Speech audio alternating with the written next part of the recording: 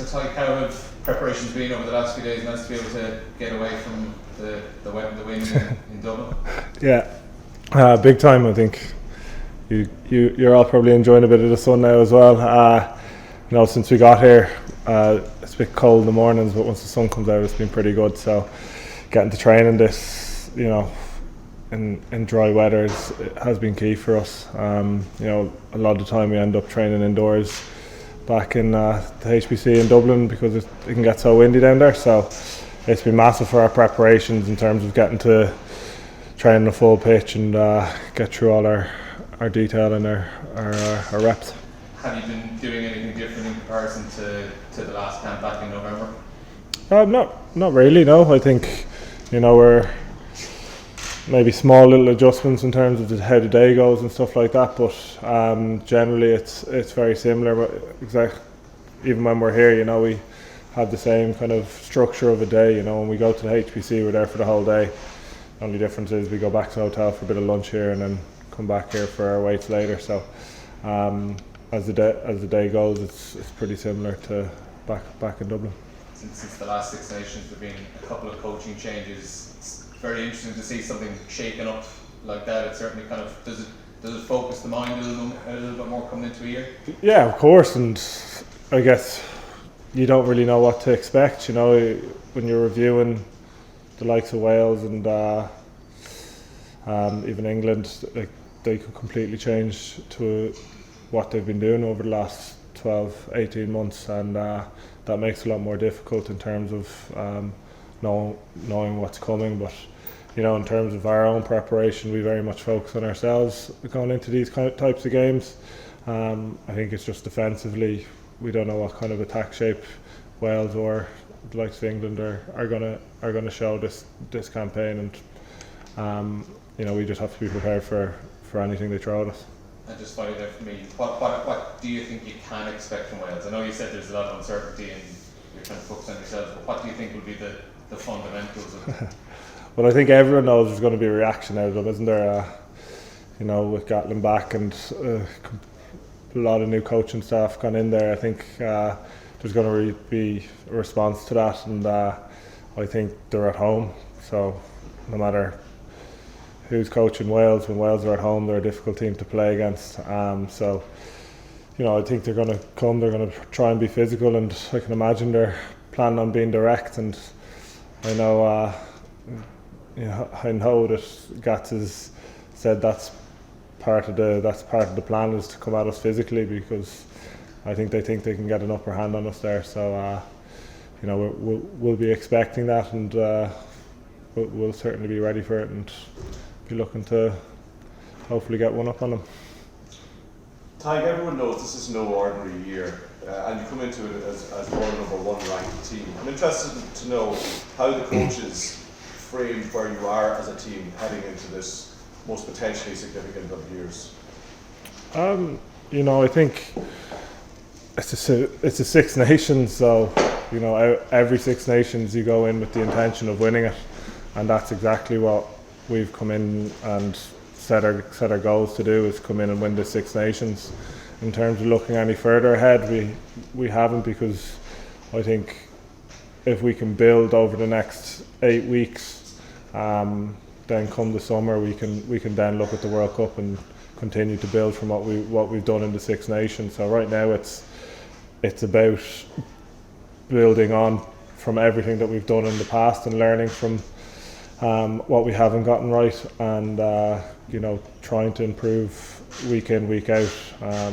You said we're number one ranked in the world, so no matter who we come up against, we have a target on our back. That's just the reality of being number one. If we were playing a number one team in the world, it'd be the same thing. We'd want to scalp off them. So it's pretty exciting in my opinion, and look forward to the challenge when I get to be on the pitch, being able to put our best foot forward and hopefully show and maintain that number one spot.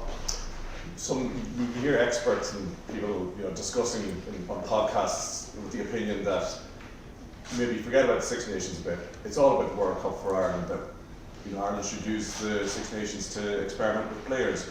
For what you're saying there, for what a lot of players are saying, I presume the message is the message completely the opposite of that from the coaches and within the camp. Is that how it's communicated to you as players? Yeah, we're here to win. Like that's what we want to do.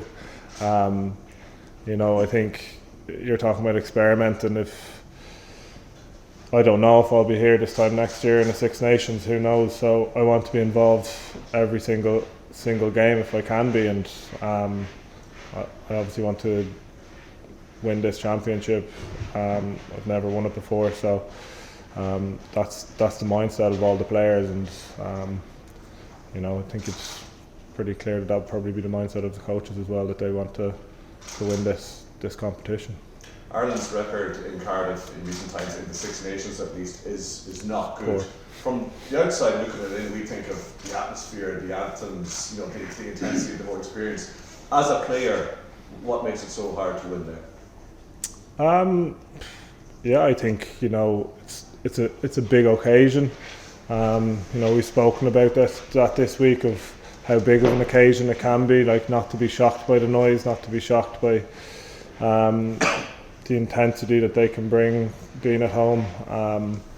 That's on us to be able to deal with those pressures. And in the past, the last couple of times I've played there, my first cap in Six Nations was there, and unfortunately it didn't go particularly well. They ended up winning the Grand Slam last game of the season, and that was my first experience of it, and I'd be lying if I said it didn't really shock me in terms of the noise level and it's just the intensity of the game. So I think it's important for us to, anyone who hasn't played there before, is making them aware of how intense this game will be and how good Wales can be at home. And if we can go in prepared and ready for that, then I think we'll be in a very good place. Last one for me then. The next yeah, great. Just have to pretend you're not there sometimes. It can be. So it was a bit strange at the start, but since then I think you just get used to it pretty quickly, and it's been all good so far. You ready for a global startup? I don't know about that now. How closely did you actually consider staying in Wales and playing for Wales? Did you talk at all about that? Or was it something that was on the table when you were offered to do the Cardiff when you came home? Yeah, I think I never I only want to play for Ireland. That was the reality, and I think when it became a talking point that I had an opportunity to play for Ireland, the only thing I wanted to do was come back and play for Ireland. So, I didn't have a conversation with Warren, but I did have a conversation with Wayne before I left Scarlets, and he tried to encourage me to stay, because he did say that the World Cup was the following year and I'd be qualified for it and all that. But I think I had made my decision already that I'd wanted to wear green for the World Cup, not to be in red. So it didn't really cross my mind too much, to be honest, because I want to play in green. Now, if I felt I didn't have a chance, maybe it would have been a different conversation. Is it a special fixture for you in the West, going back there? Yeah, of course. My wife is Welsh. Her whole family are Welsh, so I'm over and back to Wales every so often. So I had a brilliant time over there, and a lot of people that I know I'll come up against, a few lads that I played with, and all of that. So yeah, it's a cool fixture to get to play in.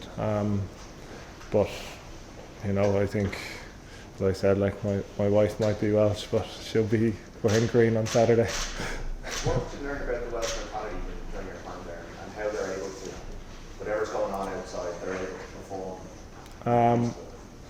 I learned that they're incredibly passionate about the Welsh, the Welsh flag and the actual Welsh team. I think watching those lads head off, they'd be very excited going away, and they were very passionate about playing for their country, and much like in here, they're so much like a lot of countries. But I suppose when you're from the outside looking in, you get to see that firsthand, how much that means to them, and I suppose they show that at times, especially at home, how much the playing for Wales means to them. Sorry, just the game in Cardiff 2 years ago, is that one, when you look back, that kind of still sticks in the craw about how the game unfolded? And I'm just wondering, did it have any significance in the team's evolution? Were there important lessons learned there? Yeah, massively. I think massive lessons learned. I think, we obviously lost Pete early on in that game, and we showed a lot of character to stay in the game and put ourselves in a very good position to almost rob it back at the end. And I think we learnt a lot from that game. Of course, I think there was a lot of moments in that game that we just knocked off, and we kind of let them back into the game when we didn't need to. Forcing things coming out of our, when we were exiting outside our 22, we were forcing a few things and making silly errors there. And I feel like we've learned and we've come a long way since that day. I think if you watch that game and you compare that to how we play now, it's we've come on a long way. So of course, someone made the joke in here, if you make a mistake, how long does it last? And one of the lads says 30-40 years.